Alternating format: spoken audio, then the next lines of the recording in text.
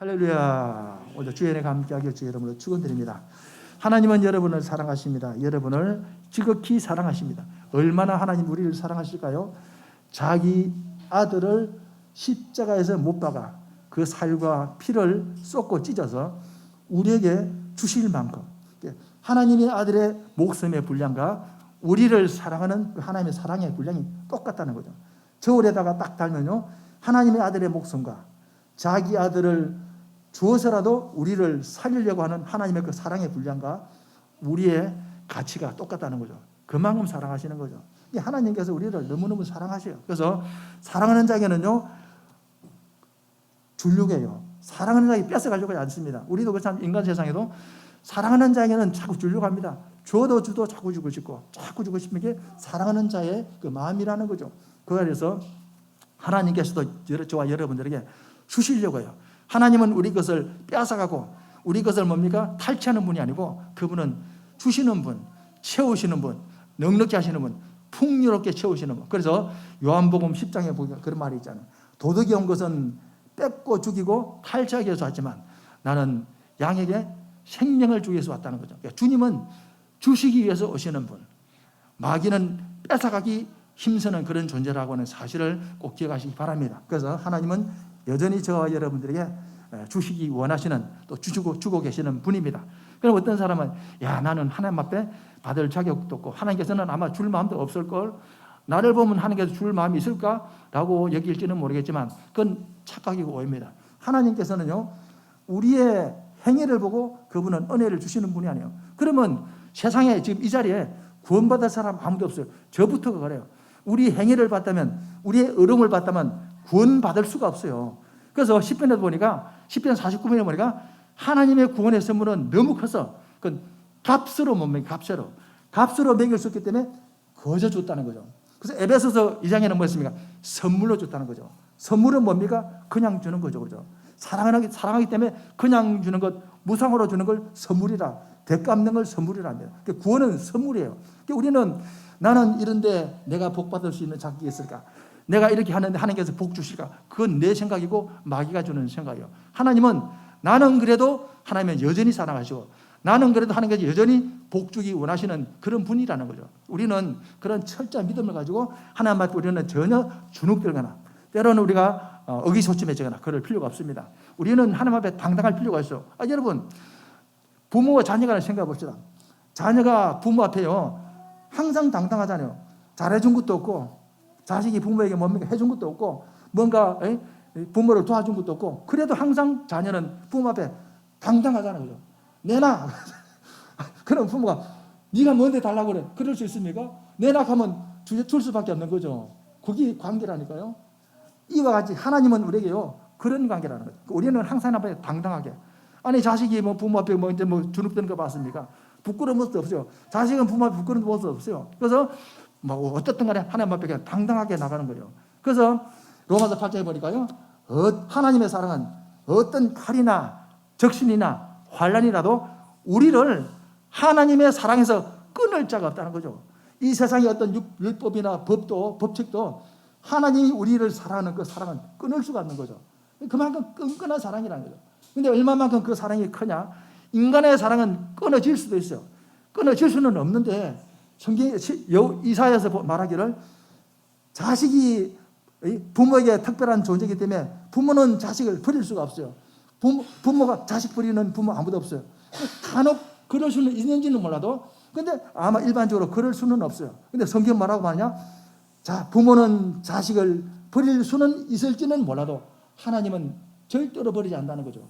이 말은 뭐냐면 부모와 자식 간의 사랑보다 더 큰 것이 하나님의 사랑이라는 거죠. 이런 끈끈한 사랑, 절대적인 사랑, 그 사랑을 저와 여러분은 믿으시고 그 사랑을 의지하고 우리는 당당하게 하나님 앞에 나가시고 또 하나님 앞에 요구하시고, 그 요구가 뭐 기도죠. 그죠? 기도로 요구하시고 또 하나님 앞에 우리가 영광 돌리는 그런 삶을 살아가기 바랍니다. 그럼 하나님께서는 우리에게 주기 원하는데 어떻게 우리에게 주시느냐? 주는 방법이 있습니다. 하나님께서 우리에게 주시는데 주시는 방법이 있어요. 그리고 주시는 어떤 그런 표현이 있는데 성경은 그 표현을 뭐라고 하느냐? 하늘 문을 연다는 거죠. 하나님이 우리에게 복을 줄 때 하늘 문을 열어주신 거죠. 그래서 성경 곳곳에 보면 여러 곳에서 그런 말씀이 나옵니다만은 특히 여러분 아시는 말라기 3장 10절에 보면 무슨 말씀이 있습니까? 여러분 잘 아시는 말씀이죠. 11절에 가는 말씀을 하시면서 이렇게 말했죠. 그죠? 뭐라고 말합니까? 만군의 여호와가 이르노라. 너희의 온전한 11조를 창고에 들여 나의 집에 양식이 있게 하고 그것으로 나를 시험하여 그러면서 뭐랍니까? 내가 하늘 문을 열고 너희에게 복을 쌓을 것이 없도록 붙지 아니하나 보라. 하나님께서 복을 주는데 어떻게 해요? 하늘 문을 연다는 거죠. 하늘 문을 열어서 너에게 쌓을 곳이 없도록 복을 주는가 안 주는가 나를 시험해보라. 그렇게 말하거든요. 하나님께서 자기를 시험해보라는 거죠. 내가 너에게 복 주는지 안 주는지 나를 시험해봐. 내가 너에게 복을 주는데 하늘 문을 열고 준다는 거죠. 하나님께서 복 주는 방법이 뭔가 하늘 문을 열고 주시는구나. 그걸 알 수가 있어요. 또 신명기나 이런 데 보면 뭐라고 말합니까? 하나님께서는요. 하늘에 보고를 연다는 거예요. 보고를. 특히 신명기 28장 12절 이하에 보니까요. 특히 뭐라고 말합니까? 28장 12절에 보니까요. 여호와께서 너를 위하여 하늘의 아름다운 보고를 여시사 하늘의 아름다운 보고를 여시사 내 땅에 때를 따라 비를 내리고 내 손으로 하는 모든 일에 복을 주시니 내가 많은 민족에게 꿔줄지라도 너는 꾸지 아니할 것이다. 하나님께서는요. 하늘의 아름다운 복을 연다고. 누구를 위해서? 너를 위해서. 하나님께서 우리들에게 복을 주시는데 방법이냐? 하늘의 복을 열고 하늘 창고를 열어서 우리가 복을 주신다. 그렇게 말씀하고 있는 거죠. 그러니까 우리는 항상 하나님께서 복을 주는 통로가 하늘의 문을 열고 준다는 거죠. 그래서 우리는 어떻게 됩니까? 하나님의 그 하늘 열어놓으신 하늘 문이 닫히지 않도록 날마다 우리가 애를 쓰고 우리가 노력해야 되겠죠. 그런데 오늘 본문에 보니까요. 본문의 말씀은 무슨 말씀입니까? 이 아하스와 히스기야에 관한 그런 이야기입니다. 28장은 히스기야의 아버지 아하스에 관한 이야기고 29장은 히스기야 그 아들 히스기야에 관한 이야기입니다. 오늘 이 본문에 보니까요. 하늘에 하나님이 열어놓으신 축복의 문을 닫는 사람이 있는가 하면 그 문을 여는 사람이 있어요. 하나님의 열어놓으신 축복의 문을 닫는 사람 누굽니까? 바로 이 아하스라는 거. 아하스는 28장에 보니까요. 하나님의 그 문을 축복의 문을 닫는 역할을 했어요. 닫는 역할. 그런데 히스기야는 그 문을 여는 역할을 했습니다. 그러면 오늘 하나님의 문을 닫고 여는 그 뭡니까? 비결이 뭡니까? 오늘 본문에 보니까 특히 여러 가지 내용이 있습니다만은요. 이 아하스라는 사람이 하나님의 축복의 문을 하늘 문을 열어놓은 문을 닫는 행위를 했는데 그것이 뭡니까? 아하스가 한 일이 뭡니까? 보니까 28장에 보니까요. 28장 열거되어 있죠. 2절에 보니까 바알 우상을 만들고 자식을 불살라 바치는 몰렉 우상을 끌어들여서 자식을 바치는 그런 아주 무서운 제사를 드렸고 또 신당을 짓고 우상을 숭배했고 또 21절에 보니까요. 성전과 왕궁 안에 있는 재물을 모아 아수르왕에게 주었고 또 24절에 보니까 성전 기구를 모아서 망가뜨리고 성전 문들을 닫고 예루살렘 구석구석마다 단을 쌓았다. 그래서 이 사람은 하나님 앞에 도전장을 내고 하나님 앞에 막 대들은 그런 사람이에요. 그래서 중요한 건 뭡니까? 결과입니다. 28장 23절에 보니까 그 신이 아하스와 온 이스라엘을 망하게 하였더라. 25절에는 열조의 하나님의 노를 격발했다. 그죠? 이 아하스는 쉽게 말하면요. 하나님께서 열어놓으신 축복의 문을 닫아버린 사람입니다. 그래서 이스라엘 나라의 국가적으로 뭡니까? 사회적으로 또 뭡니까? 여러 가지 국력이 시하고 사회가 기강이 무너지고 도덕적으로 윤리적으로 종교적으로 모든 것이 무너지는 그런 엄청난 일들이 일어났죠. 그죠? 근데 오늘 보니까 또 이 히스기야는 그 아버지의 잘못된 모든 부분을 갖다가 다시 회복해가지고 이 하나님의 문을, 닫힌 문을 여는 그런 역할을 했습니다. 히스기야가 오늘 어떤 일을 했습니까? 오늘 본문에 보니까요. 3절에 보니까 첫째 해 첫째 달에 여호와의 전문을 열고 수렸다. 히스기야가 왕이 되는데 왕이 되는 첫째 해 첫째 달에 왕이 되자마자 왕이 처음 되면 할 일이 얼마나 많습니까? 어떤 정치적인 여러 가지 어떤 해야 될 일이 많은데 그것보다도 우선 뭐 했습니까? 성전 문을 열다. 이 말은 뭡니까? 지금까지 성전 문이 닫혀 있은 거죠. 그리고 수리를 했다는 거죠. 수많은 것이 많이 부서졌다는 거죠. 성전 문을 열고 수리했다는 거죠. 그리고 또 뭡니까? 제사장들을 불러다가 뭡니까? 정신 차리고 이제 제사를 바로 드려라. 하나님 앞에 제사 드리는 일에 소홀하지 말아라. 그런 권면을 하고 있는 걸 볼 수가 있죠. 그러면서 뭐라고 말합니까? 6절 7절에 보니까요. 우리 조상들이 범죄해서 우리 하나님 여호와 보시기에 악을 행하여 하나님을 버리고 얼굴을 돌려 여호와의 성소를 등지고 낭실문을 닫고 등불을 끄고 성소에서 분향하지 않고 이스라엘 하나님의 번제를 드리지 아니함으로 결과가 뭡니까? 8절에 보니까 여호와께서 유다와 예루살렘에 진노를 내리셔가지고 두려움과 놀람에 빠지게 만들고, 특히 9절에 보니까 이로 말미암아 우리 조상들이 칼에 엎드러지고 우리 자녀들과 아내들이 포로로 잡혀갔느니라. 다시 말하면 이 아하스가 하나님의 성전의 예배를 피하고 제사를 피하고 그리고 이 성전의 문을 닫아버리고 모든 이 하나님의 어떤 그 뭡니까 성전에 일어나는 모든 걸 갖다가 완전 파괴버린 거죠. 그래서 하나님께서는 하늘 문을 닫은 결과가 뭡니까? 전쟁과 기근과 포로와 이런 엄청난 재앙이 임했다는 거죠. 하나님의 진노가 임했다는 거죠. 그것을 이제 히스기야가 회복시키는 그런 이야기가 옵니다. 오늘 제가 왜 이런 말씀을 드립니까? 드리고 싶은 말씀은 아니면 그러면 하나님의 하늘 문을 여는 비결이 뭐고 닫힌 하늘의 문을 닫히는 하늘의 문을 여는 비결이 뭐고 또 그 하늘 문을 닫히게 하는 비결이 뭐냐? 그걸 우리가 알 수가 있어요. 히스기야는 닫힌 하늘의 문을 여는 비결이 뭡니까? 다시 말하면 7절에 보니까 낭실문을 닫고 등불을 끌고 성소에 분향하지 않고 이스라엘 하나님께 번제 드리지 않았다. 이 말이 뭡니까? 우리말로 하면요 예배를 피했다 그 말이에요. 여기 보니까요 낭실문을 닫았단 말은 무슨 말입니까? 그 뭐냐면 낭실이 뭡니까? 성전에 있는 그런 창고예요. 그 창고는 뭡니까? 성도들이 드리는 그 예물을 갖다 쌓아놓는 창고예요. 낭실문을 닫았단 말은 뭡니까? 헌금을 예물을 드리지 않았다 그 말이죠. 그죠? 또 그리고 뭡니까? 거기에 보니까 등불을 껐단 말은 무슨 말입니까? 이 등불은 뭡니까? 하나님의 성소에 가면요 등불이 있어요. 떡상과 등불이 있는데 등불은 뭡니까? 진리의 말씀, 또 말씀, 그리고 더 나아가서는 진리의 빛, 장차 오실 예수 그리스도를 상징하는 게 바로 이 등불이에요. 등불은 말씀이며 빛이며 장차 오실 메시아 예수들을 상징하는 게 바로 등불이라는 거죠. 그래서 그 등불을 뭡니까? 껐다는 거죠. 또 그리고 분향하지 않았단 말은 뭐냐? 분향은 향을 태우는 거죠. 그 향은 뭡니까? 성도들의 기도를 상징하는 거죠. 여러분 계시록 8장에 보니까요 성도들의 기도가 향연기와 함께 금 대접에 담겨서 하나님의 보좌에 올라가더라 그러잖아요. 이 향연은 다시 말하면 성도들의 기도예요. 쉽게 말하면요 이 낭실의 문을 닫고 등불을 끄고 분향하지 않고 마지막에 번제를 드리지 않았다. 그 말은 뭐냐면요 쉽게 말하면 예배를 파겠다 그 말입니다. 오늘 우리가 저와 여러분이 드리는 예배는 3요소가 있어요. 우리는 그냥 예배 드리는데 우리 장로교 신학이에요. 전통이에요. 예배에 3요소가 있어요. 예배는 빠져서는 안 되는 중요한 3가지 요소가 있는데 첫째는 뭡니까? 말씀이죠. 그죠? 예배는 말씀이 빠지면 아무것도 아닙니다. 두 번째는 뭡니까? 기도죠. 세 번째는 예물이에요. 말씀과 기도와 예물 이건 예배의 3요소예요. 오늘 여기 보니까 이 구약적인 용어로 보니까요. 이 아하스가 낭시문을 닫고 그리고 등불을 끌고 분향하지 않고 번제를 드리지 않았다. 이거 뭐냐면 예배를 완전히 무너뜨렸다는 거죠. 쉽게 말하면 예배를 무너뜨리니까 하늘 문이 닫히더라는 거죠. 근데 오늘 본문에 보니까 히스기야가 어떻게 하면 히스기야가 그 닫혀있는 뭡니까? 예배를 해보겠죠. 닫혀있는 낭실문을 열고 등불을 다시 켜고 또 분향을 하고 번제를 드렸다는 거죠. 아하스가 예배를 파괴한 그 모든 걸 다시 해보겠다는 거죠. 그래서 하나님께서는 이 히스기야의 뭡니까? 선행을 보시고 히스기야에 복을 줬다는 거죠. 그래서 히스기야의 삶이 어떻게 됩니까? 복받고 형통하고 아름다운 삶을 살아가는 거죠. 이 두 가지 딱 이제 극명하게 나타납니다. 하나님이 우리에게 복을 주시는데 복을 주는 방법이 뭐냐? 하늘 문을 열고 우리에게 주시는구나. 근데 그 축복의 문을 닫는 것은 뭐냐? 닫는 행위는 뭐냐? 바로 예배를 갖다가 우리가 소홀히 여기고 예배를 우리가 파괴하고 예배를 무시하게 되면 결국은 하늘의 문이 닫히는구나. 그리고 반대로 하늘의 문이 열리는 비결은 뭐냐? 예배를 소중히 하고 예배를 회복하면 되는구나. 그걸 알 수가 있는 거죠.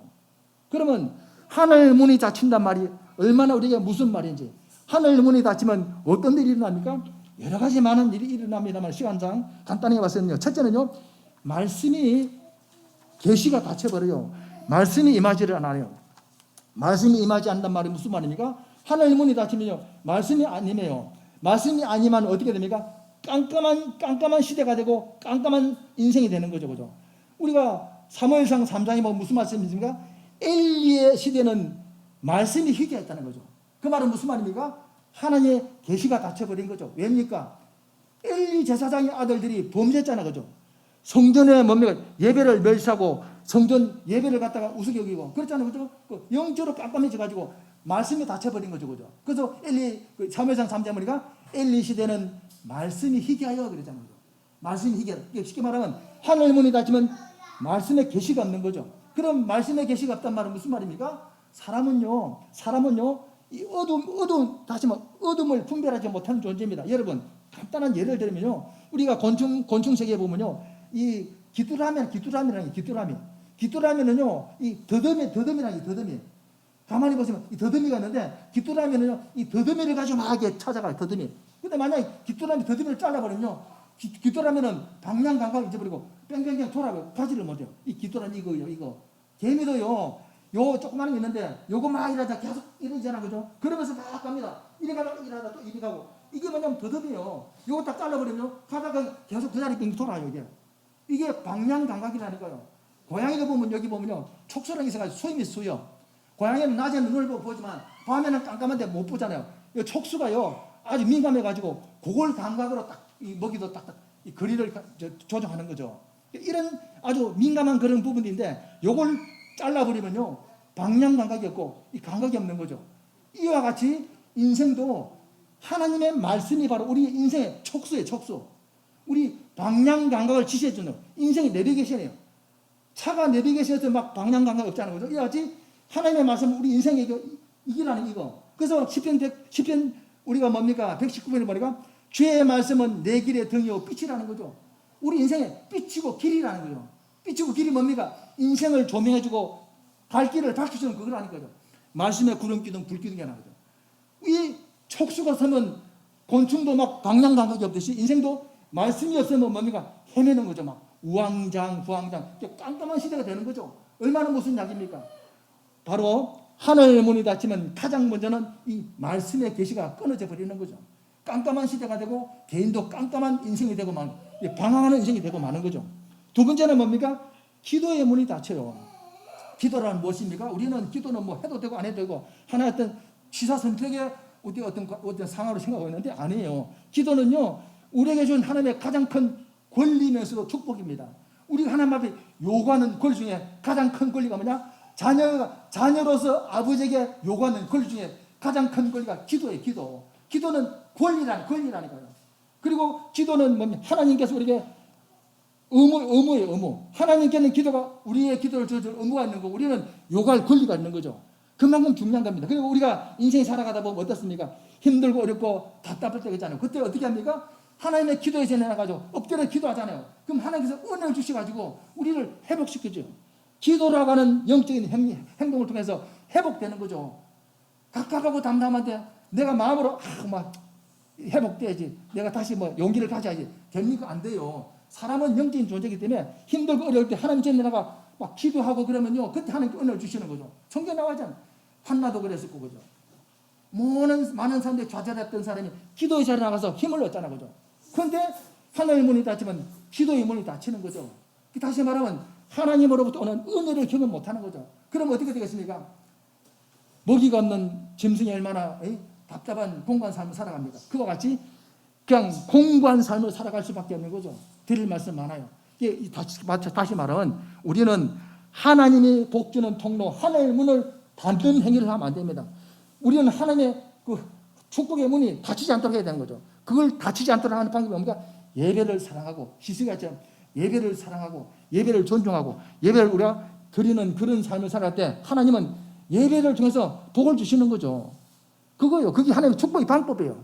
우리는 이 아하스처럼 어리석게 예배를 우리가 파괴하고 예배를 무시하고 예배를 소홀하게 되면 우리는 하늘의 문이 닫히게 되고 우리 인생은 깜깜한 고달픈 그런 안타까운 인생을 살게 된다고 하는 사실을 기억하시고 저와 여러분은 우리 성도 여러분들은 매일매일 우리는 하나님의 열려진 하늘 문을 해서 주시는 그 놀라운 축복들 하늘의 아름다운 복을 열어서 여러분에게 주시는 신령한 복들 아름다운 복들 풍요로운 복들 기름진 복들을 누리심으로 말미암아 여러분의 삶이 풍요로운 삶을 살아가시길 주의 이름으로 축원드립니다. 기도하겠습니다. 하나님 감사합니다. 오늘 귀한 시간 주시니 감사합니다. 오늘도 하늘 문을 여는 우리 성도들 하늘 문이 열리는 우리 성도들의 삶이 될 수 있도록 주님 은혜 베풀어 주셔서 늘 하나님의 은혜 가운데 승리하는 삶을 살아가는 우리 성도들 될 수 있도록 주님 은혜 베풀어 주시옵소서. 감사드리고 예수님의 이름으로 기도합니다. 아멘.